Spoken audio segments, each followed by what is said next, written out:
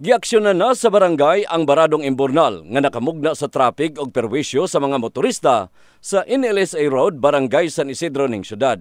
Pinaagi sa City Engineers Office na hawas ang mga nakabara nga mga nagtapon og nga basura.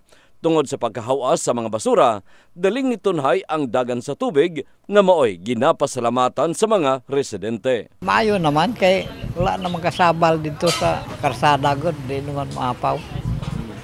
So wala ni perwisyo? Wala na. Kahibaluan nga usa sa naperwisyo ang naganegosyo nga si Alberto Samson nga nagatambak og balas sa atubangan sa ilang pwesto og nahimong kawang tungod sa pagkaanod. Nang hinaot na lang ang nahisgutan nga dili na mausab ang maong insidente tungod nga dili lang sila ang maperwisyo apan lakip na ang ilang mga customer ug mga estudyante nga nagaagi sa maong dapit. Nagpasalamat na kay ko kay giaksyonan gud nila. Ganiyang buntag lang ilahan ang nalimpyuhan niya. Tuloy mura man ang kinahanglan ana, mawala lang iyang kining iyang congestion niya sa sulod. So okay na karon. Sa bahin sa barangay, giangko ni Kagawad Pet Perez nga basura ang hinungdan og nganong niawas ang tubig sa kanal. Sigon pa niini nga dugay na ang nahisgutan nga problema og nang hidaot na lang kini nga maedukar na ang mga tawo nga dili mulabay og basura sa kanal sa NEA tungod nga daghan og maperwisyo. Basura talaga.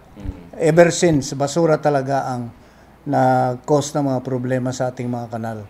Yan din ang